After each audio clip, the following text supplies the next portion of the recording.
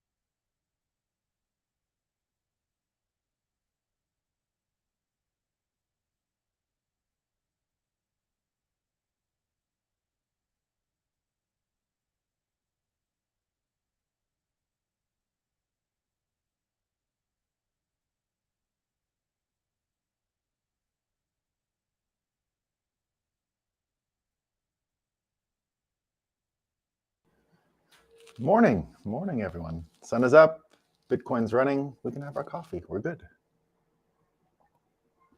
We can talk about all the news, and there's a lot. Let me just get the chat up. I'm gonna do a bit of a different thing, something that I haven't been practicing so far, that I would like to do from now on, is just read comments as they come.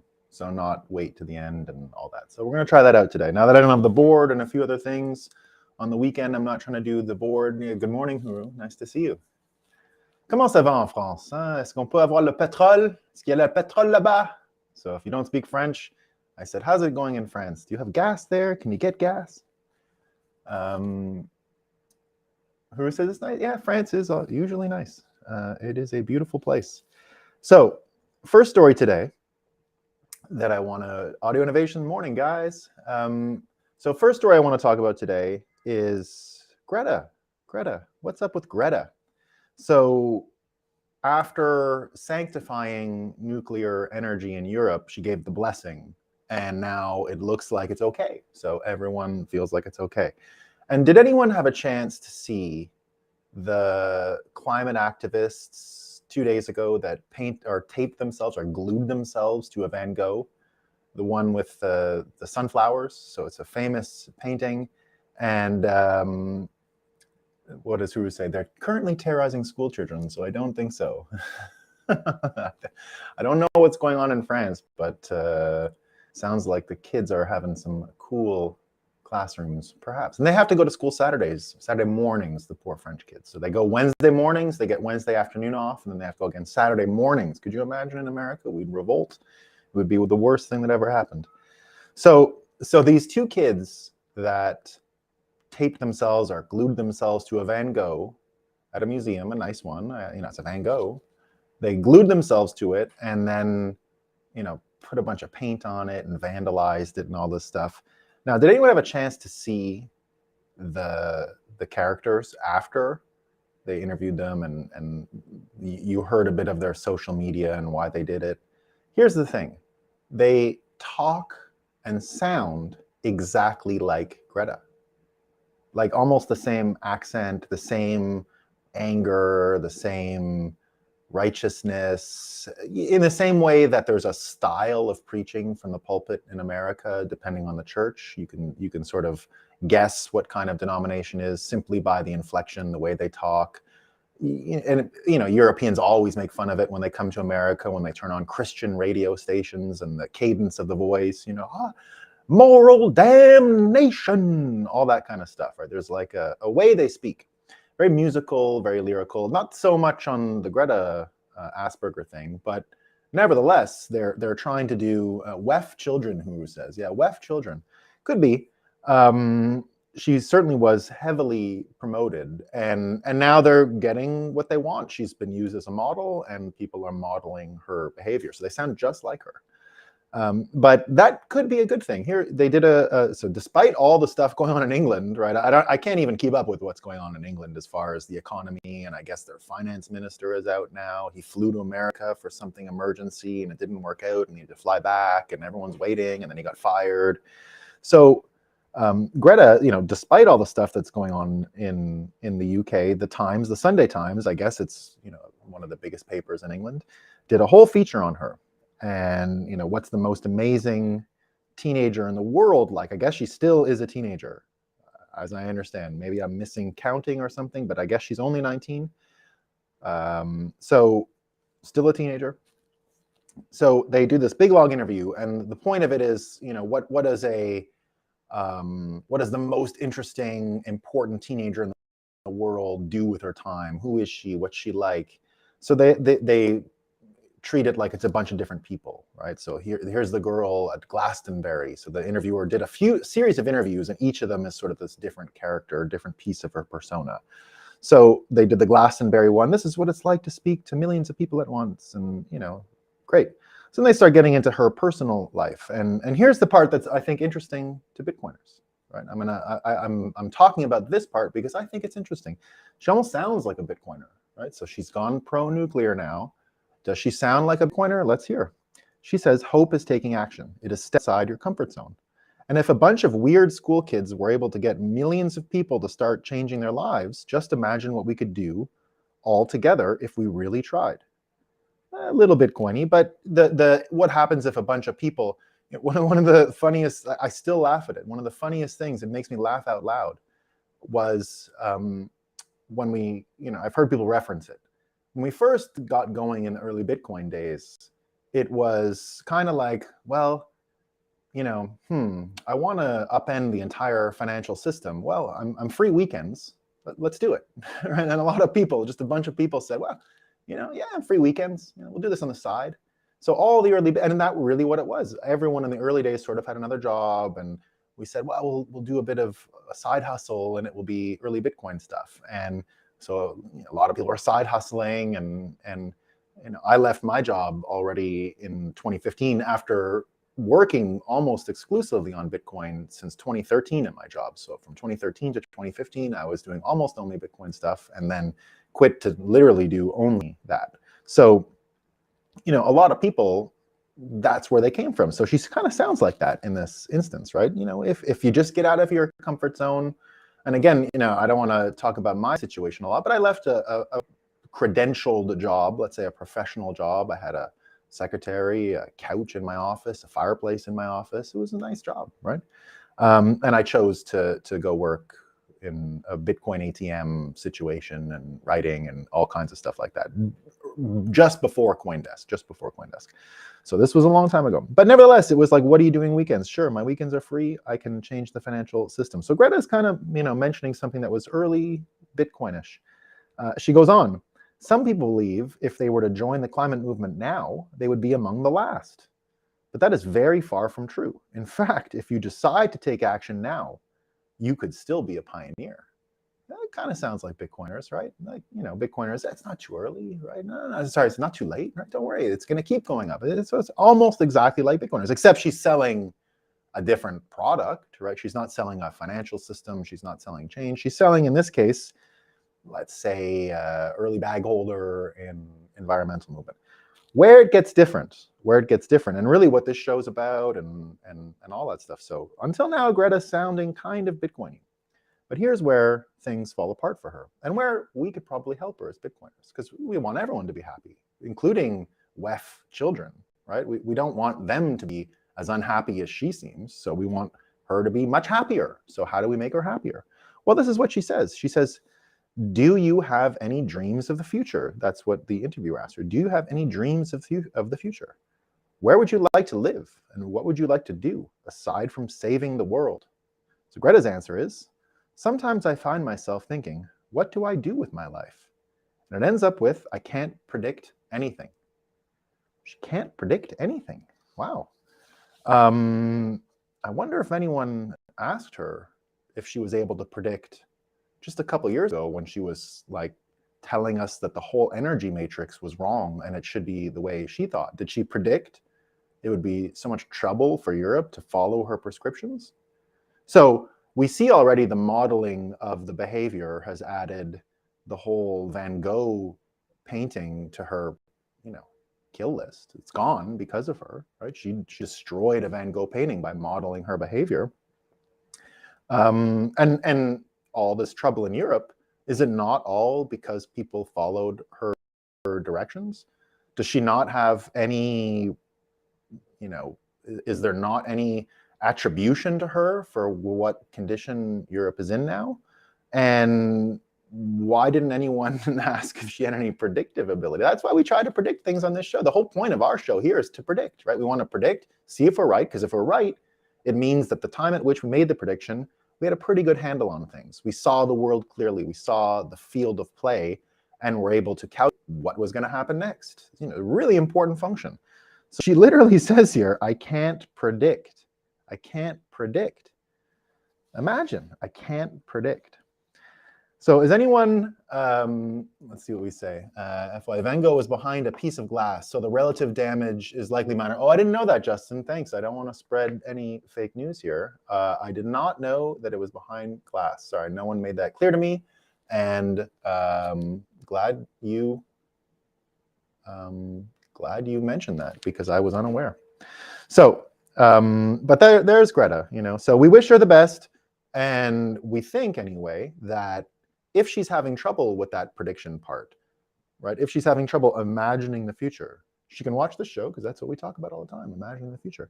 And she can just talk to some Bitcoiners, because the point of Bitcoiners versus her movement, like, it sounded the same. That's why I mentioned these quotes, right? It's not too early. I don't think people in Bitcoin say that just to be a bag holder, right? Just so that you get in and then another person, buys Bitcoin and then the Bitcoin goes up. Like, that's not really where I see most Bitcoiners getting interested. They really get interested by changing the system, and in fact, because it allows them to imagine a better future, right? The whole point, for me anyway, of Bitcoin is that it makes the future much clearer, the future that I want to live in anyway. And if you just inject Bitcoin into your predictive model, it becomes way easier to see a golden age. That's why we do this show.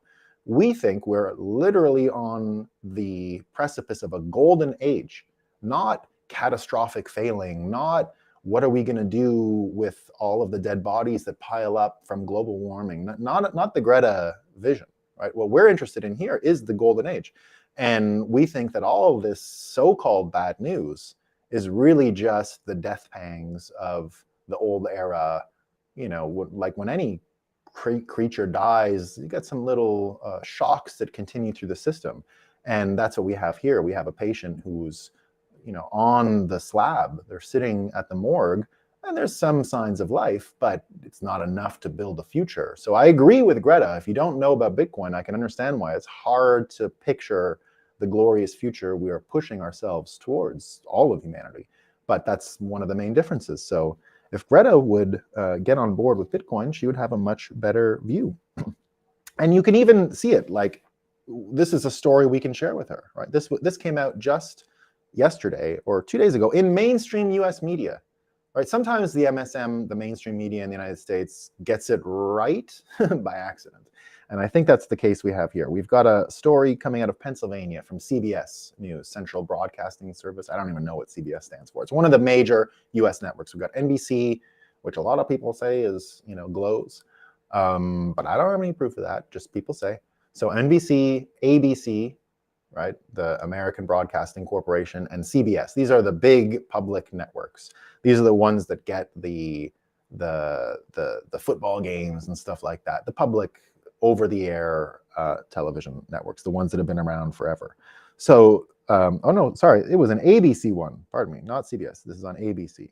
So ABC News, but it's all the same. So ABC News in Pennsylvania focused on a Bitcoin miner. They did a whole feature on a Bitcoin miner. They sent journalists there and everything. And what's going on with this Bitcoin miner in Nesquehoning, Pennsylvania? Stronghold Digital Mining.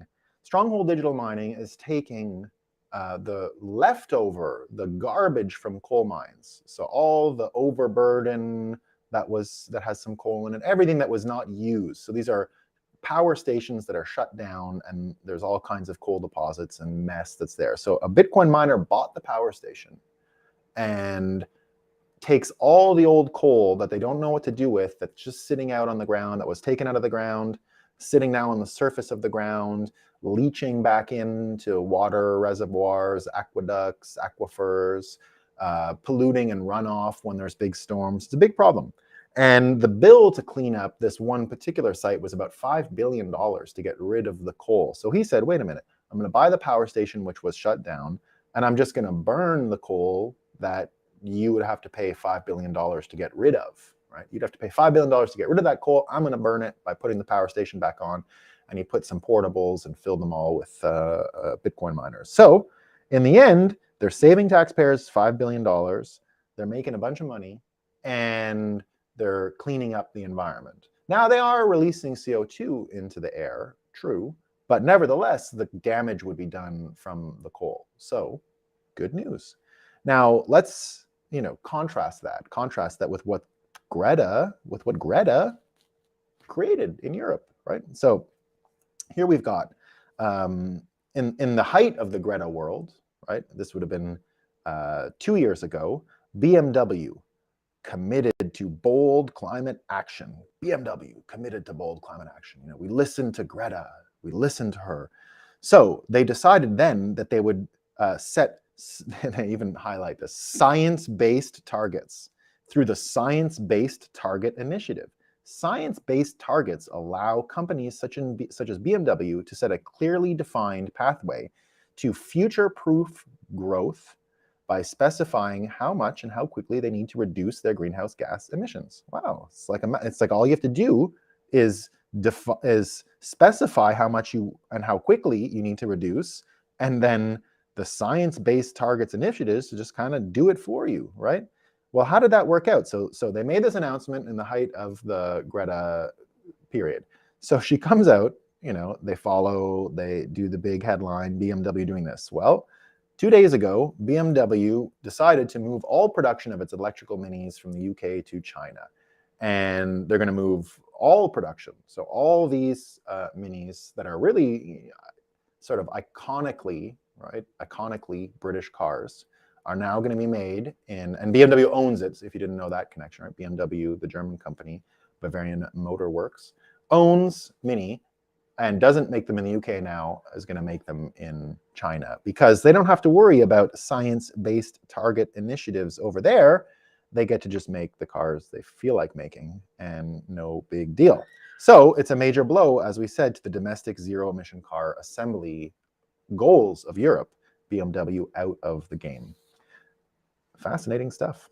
So you take that into context, what's going on with energy and efficiencies, and you would think the news would be able to maybe question Greta, maybe not write a weekend puff piece when the UK is literally losing.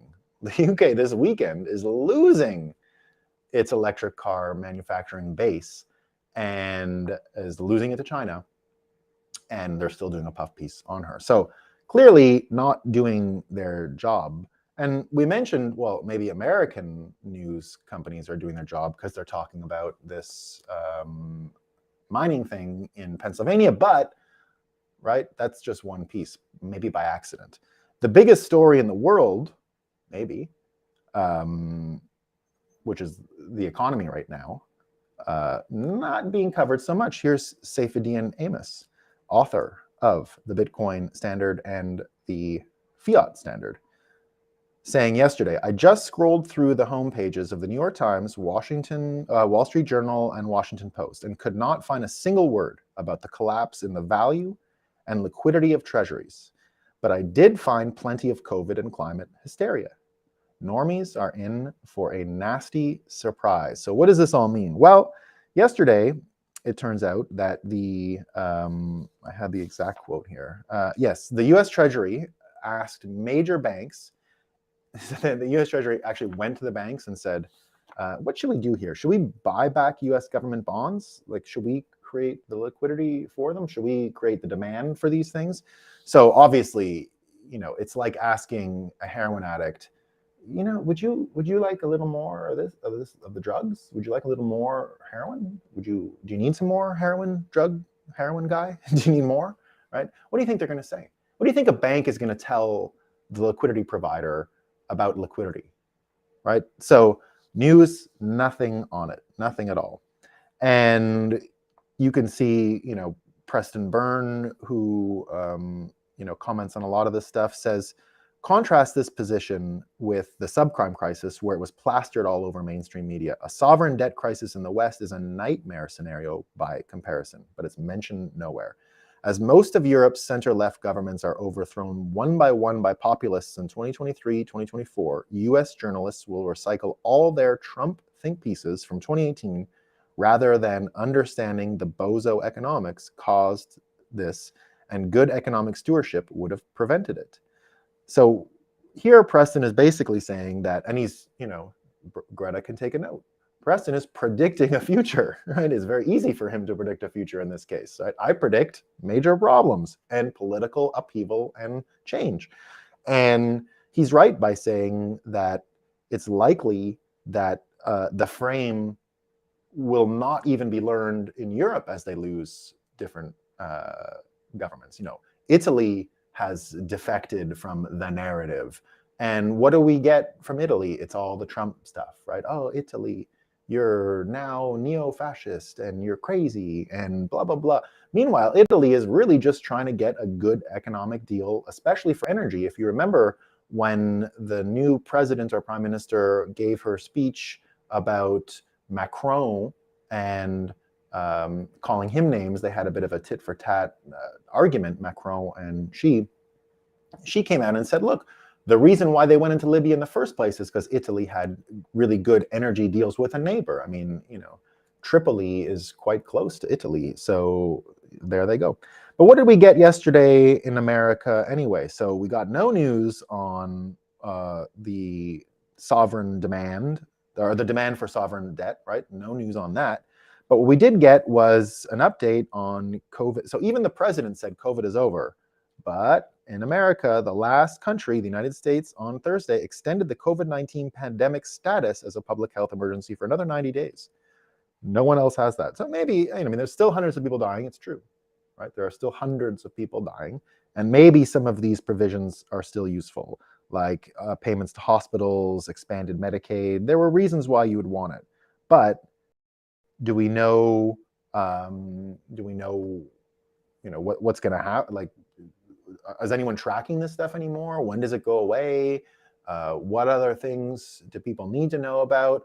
All of it has already been done so many times. They probably don't need to spend too much time and energy saying, it's like, it's like a few months ago, or it's going back to that level, or it's a little different than last time. Most people have intellectualized this stuff already. So to say that there's no real estate left to talk about the sovereign debt crisis is pretty crazy. But here we are. So meanwhile, you've got this idea of, Preston Byrne saying elections will, throw everything like Italy over to these populist governments. We've got the new COVID piece. Has anyone ever heard the idea of astroturfing? Does anyone know what astroturfing means in news? Well, astroturfing, it's becoming more and more popular, so I'll explain it. Astroturfing basically just means it's a persuasion is another word. We've talked about persuasion on this show before. Astroturfing is basically putting down fake news in the lead up to a story that would take on new meaning and would be framed because of the stories that went before. And Mike Cernovich here, is talking about a story he noticed yesterday on how wireless modems in voting machines, this is from Politico, the modems help election report results quickly. Security experts say they're too dangerous to trust. So the modem itself, right, because they can be front run. This is what, and here's Cernovich, this is what Democrats do when they fear a loss. They precede a narrative as an insurance policy. In the event of a big Republican win in the midterms, it will once again become socially acceptable to question election results and make broad and vague claims of voter fraud. Is Cernovich right? I don't know. But the whole piece on preceding makes a lot of sense, right? It makes a lot of sense. The persuasion here. So you got that going on. Let me get this one story here. We'll get to the China. We got a big story out of China that I want to talk about. I'm just going to make sure I get to it in the right way here. So, persuasion. Again, let's go back to that the financial crisis for 1 second, and the whole, people talking, was this a we got astroturf is a precursor to systemic gaslighting. Yeah, Justin says astroturf is the precursor to systemic gaslighting. Yeah, it looks like it. It looks like it. It looks like that's the case. And here's another one to watch out for in the same vein as this sovereign debt crisis. And what everyone's seeing in the market this week, it went up a bit. Was that a bear market bounce? What's happening?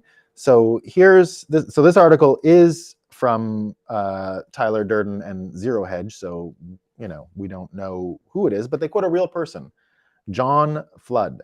And this JP Morgan trader said yesterday, no one knows what to do right now. Not a single person, right? No one knows what to do. Just like Greta can't imagine the future. It looks like these folks in Wall Street have no idea what's coming next, even though that's their job, right? Even though that's their job. And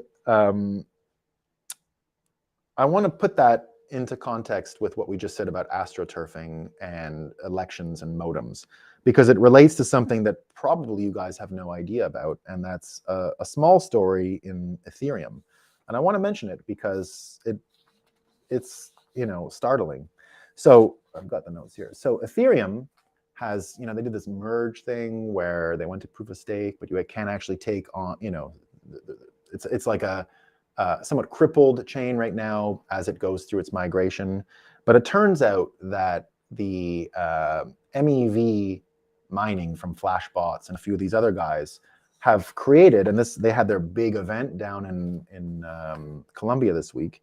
And much like what Cernovich was talking about, how these modems can be front run for election results, so that you could basically do a man-in-the-middle attack on one of these modems and then change the signal that goes out. And then I wanted to, combine that with these Wall Street people who are supposed to be sophisticated traders, right? They're so sophisticated. And so remember these two stories at once. We've got the modem story, what do you do if you can intercept and front run and all that stuff. And then we've got the sophisticated Wall Street type saying, we don't know what to do. So here's the reason why I bring both of those stories up.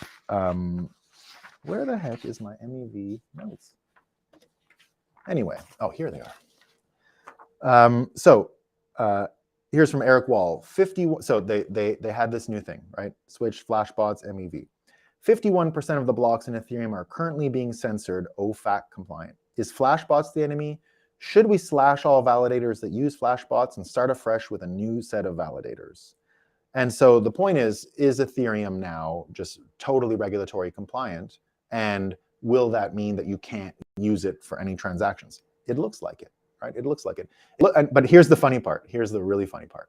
So Flashbots and the guy who's exploited this whole MEV thing, named Hasu, he used to be a Bitcoiner, right? I interviewed him on the last day we had the halving. He was like a Bitcoin guy. And him and Su Zhu, the guy who blew up that whole big fund and sent crypto into a spiral, the Three Arrows guy, they had a podcast together, right? So the guy who's like crippling Ethereum and the investor or the trader who helped pump all those bags all that time are now literally the two-headed dragon that could destroy Ethereum. I mean, it literally could destroy Ethereum. And the Flashbots guys, like the JP Morgan guys, are just kind of not paying attention, right? They're just saying, well, we don't know, right? We don't know. But it was a big talk down there, right? It was a big talk down in Bolivia or in Colombia, people arguing about it. But I think what we have here, much like what Cernovich is talking about, the MEV thing is kind of like the modem front running thing, right? That's why sophisticated traders are using it. They get to front run, right? They get to front run. And now here's the thing. I've been following this stuff for years. I don't know what the right answer is, what the wrong answer is, none of that stuff, right? I don't know. But when you look at it, it doesn't look good. It doesn't look good at all. I don't know why anyone would want to use this stuff. And you've got all kinds of Ethereum people saying, this is not what we worked for. Like, how did all this happen? How did the traders who always said at every conference, oh, we need regulatory compliance to grow. We need regulatory compliance to grow the industry. We got to be able to do everything that Wall Street needs us to do. Well, we got there. It looks like it's going to do it, but Tornado Cash is finished, right? So none of these things are working. So much like our own system, Wall Street and some hardware machines, there's issues. But speaking of hardware machines, this is the big story that I want to talk about today. And I think one of the more important stories in the world. So here it is. The US government yesterday, and this is, Huru, could you please explain how MEV could be equivalent to front running? And I've been learning a bit about it, but it still is quite hazy for me. Yeah, you can reorder transactions. So the whole thing of the Ethereum virtual machine, right? The whole thing about it, all it does is order transactions. So in Bitcoin, like, it just knows that I sent it to you. Right? And then you can do whatever you want after and send it out. But if we want to make a deal, if then, right? If I send it to you, then you send it further on to another counterparty, the virtual machine knows how to order that stuff. That's what it does, right? The nodes know how to coordinate the order of a transaction. So your thing is automatic if my thing gets to you. Got that? So if you are front running, you are basically changing the orders of transaction. That's what you can do. You can change the order. You can prioritize. You can put one in first, ahead of, right? So what they often do, this is the extracted value piece, when they see someone trying to find a block or create a block or whatever they say in Ethereum, you can actually start seeing which transactions are what they're willing to pay and just change the price, right? You can get in the middle. That's as much as I understand. You'd have to go and do a bit more research. But I've been predicting MEV was the downfall of Ethereum for a few years now, the downfall. And I didn't know it would lead to OFAC compliance, for God's sakes. I just thought, everyone wants sophisticated, everyone believes, my main difference between the Ethereum vision of the future and the Bitcoin vision of the future is that IQ game, where the Ethereum people believe that if you put a bunch of smart people, they're going to get the right answer. They're going to figure it out. More engineering, more engineers. Maybe they're right? We always have to say that in Bitcoin. Maybe they are right. But what I see already is financial engineering being way over, too engineered, right? Financial engineering is over-engineering. It's been over-engineered for a long time. So much so that you can't understand what's going on anymore. Even the smartest people, even this JP Morgan guy has no clue what's happening next. No clue, right? And so for a long time, what I've been saying is what we need to do is lower the sophistication of counterparties in the overall economy. I get why you want some people at the edge of risk that have these high IQs and are rewarded asymmetrically for their risk and understanding and all that stuff. I get why that needs to be there, but we've got way too much of that.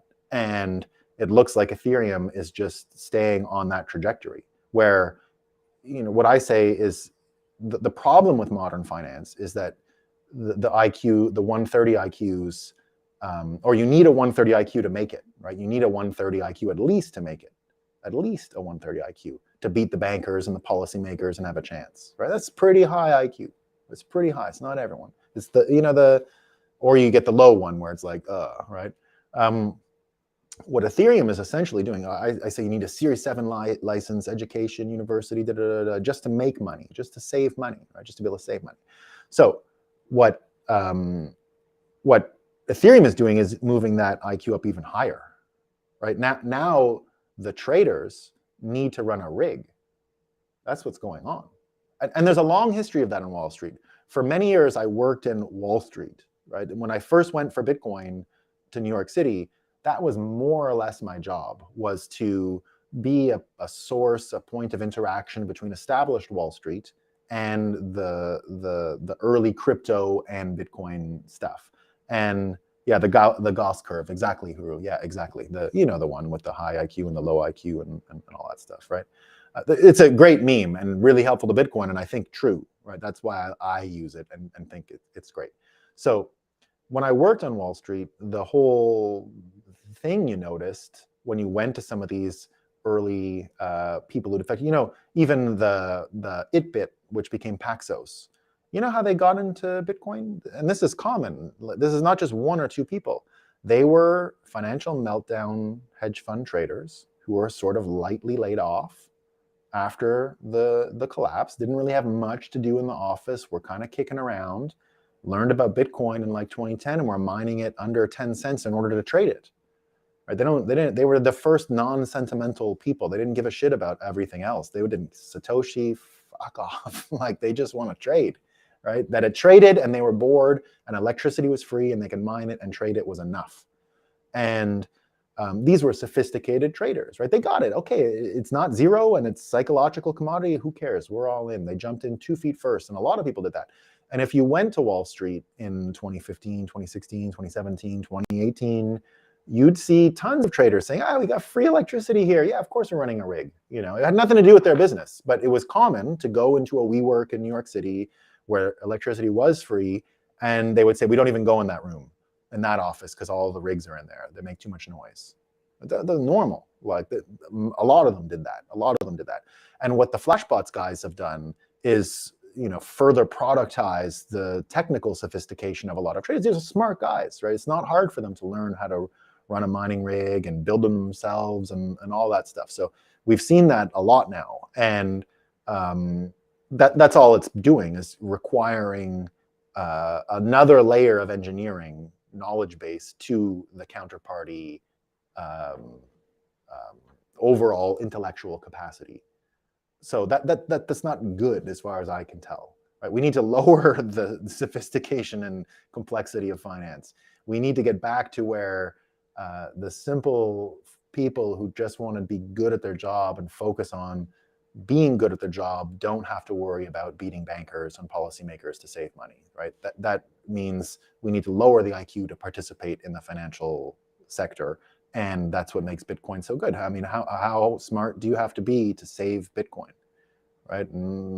It's fine. It's pretty simple, right? Like it doesn't require, anyone can do it. That's what's great about it, right? People talk about Christianity and da-da-da-da. One thing I always say about Christianity that's a good thing, and I have a lot of positive vision for where the Islamic world is headed, and I think a lot of really strong qualities in that community. But the one thing that I am critical of them is the whole cleric, the whole you have to be a scholar to participate. And one thing I always say that I love about the Christian religion, and you see it often, is that even like the Down syndrome people understand Jesus Christ. It's simple. Do unto others, right? It doesn't require a huge IQ. Like Jesus speaks like 4 times in the Bible, right? Forget the whole Bible for a second. Just take his quotes. It's like hardly anything, right? The things he says, very few. Don't worry about money, right? God loves you. Treat other people the way you would be treated. That's it, right? Anyone can understand it. And that's why when you go to a lot of these churches and you see so many handicapped people participating, really participating, when you see, even when you look in American politics around the abortion debate, well, one of the big things around the abortion debate in America is the Down syndrome presence, the presence of Down syndromes within the American churches. They're huge. They're usually the most filled with the Spirit of God and all this stuff. I mean, it happens all the time. Now, it's not something I'm recommending, saying you have to do. That's not the point of what I'm saying. The point of what I'm saying, and I'm not even trying to say that Islam is not as good or nothing like that, right? Lots of respect for the religion. But they've made it an intellectual endeavor. They have a high level, a high charge to participate. You got to memorize the Quran. right? It takes a lot of intellectual capacity to remember the legal system that comes as an addendum to the religion. It's not simple, right? Whereas in Christianity, there's no rules. It doesn't really matter. And the rules are: don't deny Jesus, do unto others, repent. Anyone can get it. So I'm not trying to make a full analogy here. It's Bitcoin and Ethereum is not comparable to religions around the world. So that's not the point of the analogy. I'm just trying to point out that whenever it's natural to think that higher IQ, more sophistication equals progress equals better. I think what I'm saying here is that especially for financial systems where everyone needs to participate, we really got to take a look at making it as accessible and simple as possible. That's all I mean. So Bitcoin does that, and I think Christianity does that. So here's the back to the China story, because it's so amazing, so incredible. So China and the United States, and I think this was a good move on the Biden administration. We got to give the Biden administration credit when it does good things well, and the Trump administration never did this. They talked a lot of tough business on trade sanctions with China and all that stuff, but we didn't see it all. This is tough as heck. So this isn't what he does. This is from Jordan Schneider, who's an analyst at Rhodium Group on China and technology.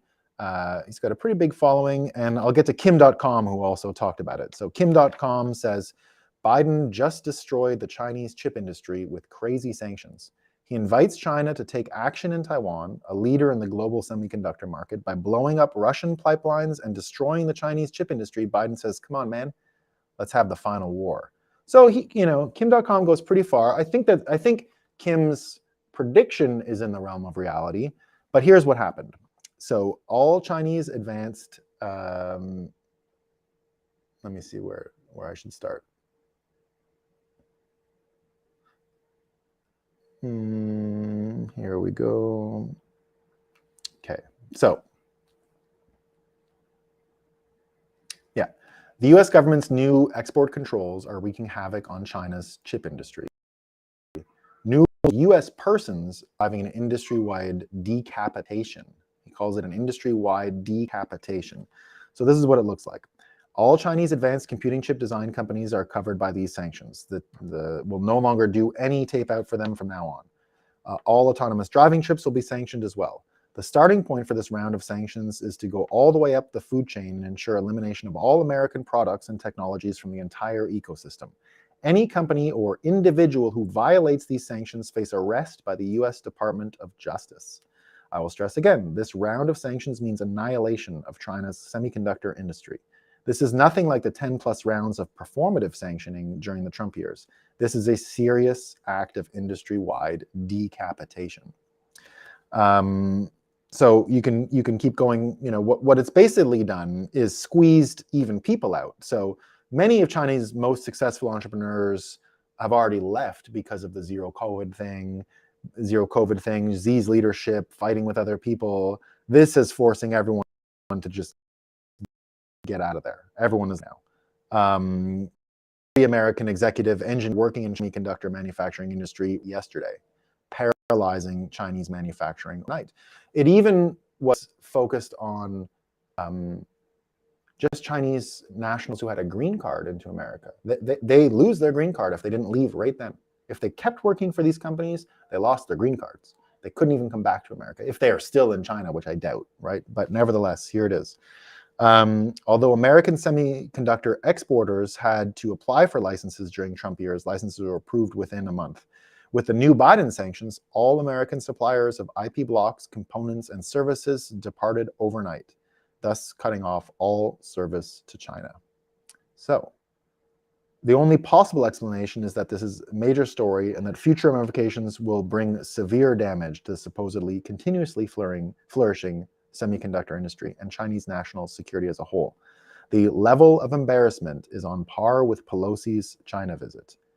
Many people don't understand why this is annihilation. So no more services from these companies. So big change.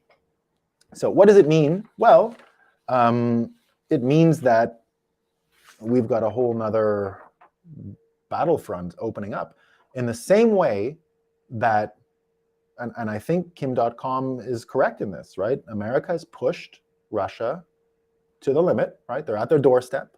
They're literally inside the country they said they weren't going to go to, Ukraine. They're inside. They're on the border of the Donbass now. And now over in China, they're saying, and this overnight does threaten Taiwan. Taiwan is basically the American semiconductor industry as well. It's part of the American NVIDIA and all guys, right? So it's part of the infrastructure. So China basically just has to live with this. Now, Huru says, wow, and who's left for America to antagonize? India. They already antagonized India. Don't worry about that. They already told India you're bad for buying Russian oil, because of course Indians are buying Russian oil, right? They're not listening to American sanctions because, geez, like, what does India have to do with this stuff, right? Why can't they buy Russian oil? Why do they have to pay the market prices that Europe is paying to buy American oil versus Russian oil or gas, right? Why? They got no skin in this game. So they've already been pressured. What more? I don't know. But here's what's now going on in China. So, if you think, first of all, just imagine what life is like for Putin right now. I mean, can he have a normal conversation without imagining that everyone around him is trying to kill him? Right? Like they're calling openly in America for this guy to go. So can he just go about his life? I don't think so. I don't think he's capable of going for a walk with just old friends, right? He's in a bunker. He's got to be. There's every person is thinking about killing him, right? Every person is second guessing him. Every person is saying, well, the whole world would love it if I did this and I would get rich. You couldn't help but think that, even if you were his best ally. You couldn't help but think, well, what if I removed him, right? This happened yesterday in China. So, and this is rare. And this is in,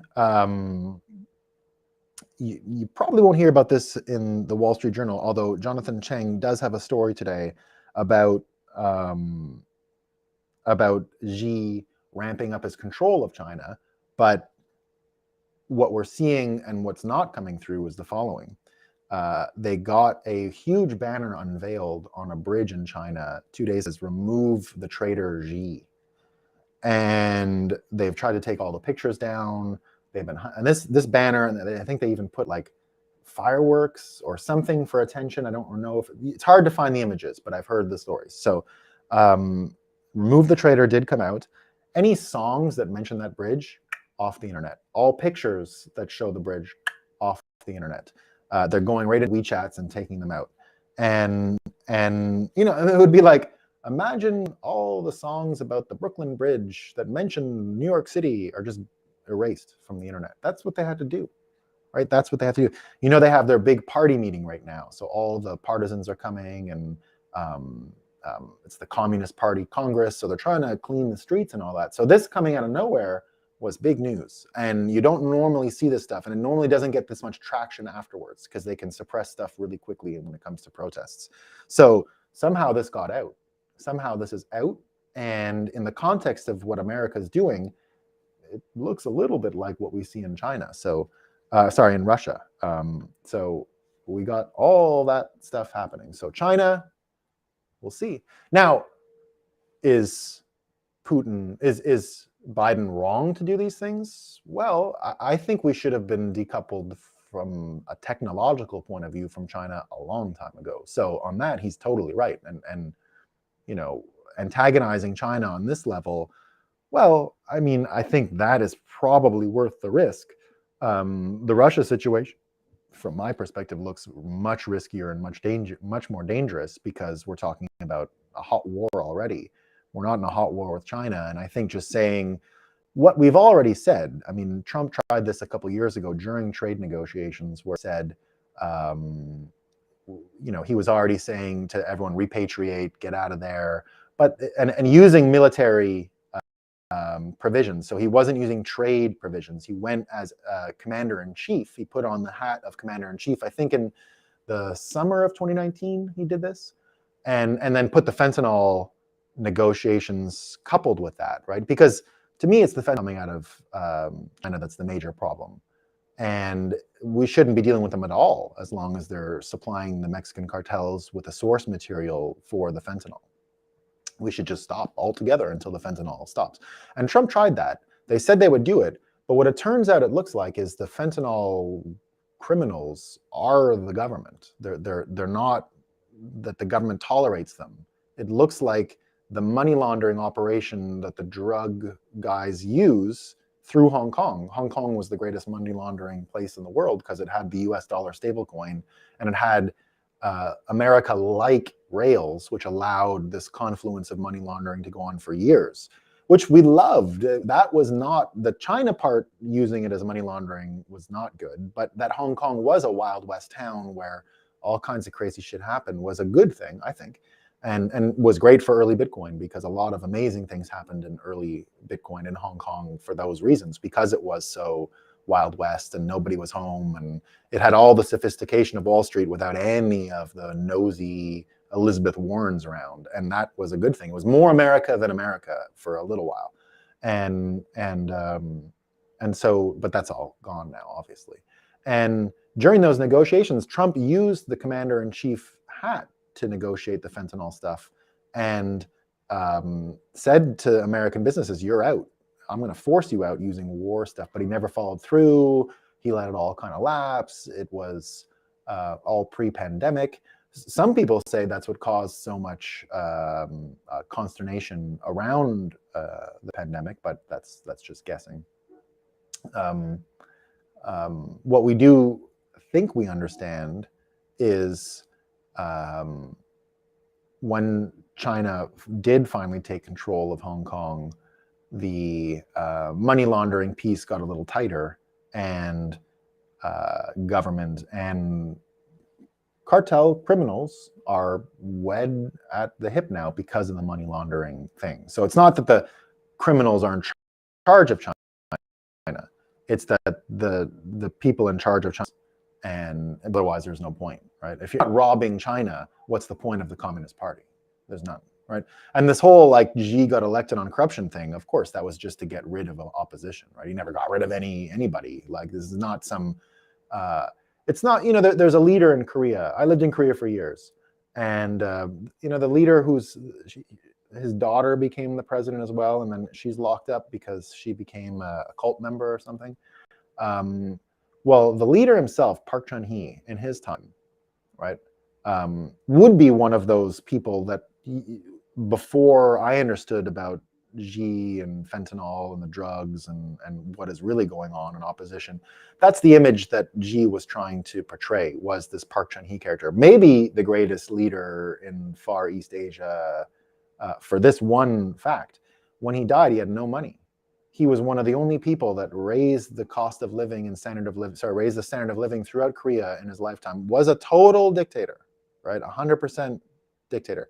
Not a cult of personality guy, just more like a military tough guy, and a disciplined tough guy, and definitely there for pro-Korea business growth. That was his whole mandate. And definitely left a lot on the table to be desired as far as being a kind and you know, big-hearted leader.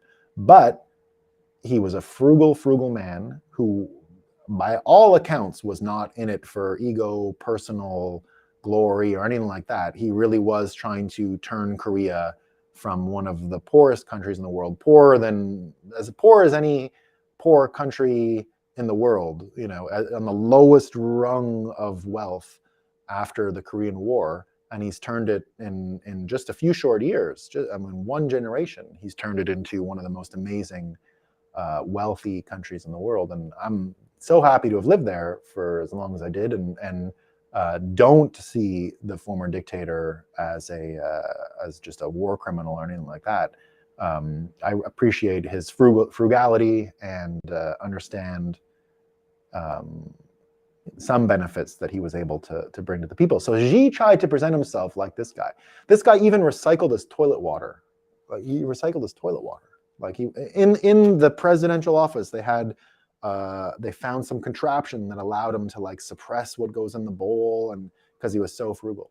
And so this guy is more or less who Xi wanted to present himself as, but it turns out the whole and so this guy was not into, there was no way to be corrupt in that Korean government. If you were not making Nike shoes for Nike the way that, and every dollar being counted, because the whole point was to get foreign reserves into the country, right? He was trying to sell ships, like they have big shipbuilding in Korea, because you can get like $1 billion at once, and you can just use labor to build them. So you use a bunch of labor, you get $1 billion, and then they just kept doing that, attracting US dollars into the country.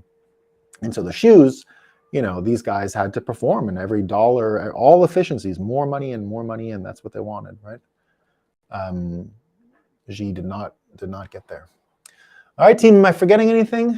Do I have any notes that I didn't share today? I think I got it all. Yeah, sorry if my MEV talk was not as clear as I would have liked. I don't pay attention to this stuff anymore, and I tried to pick it up as I was going, and I predicted years ago MEV was the downfall, and I basically stopped paying attention to any of it from then on. But here we are. All right, ciao, Justin. Be good, everyone. See you tomorrow.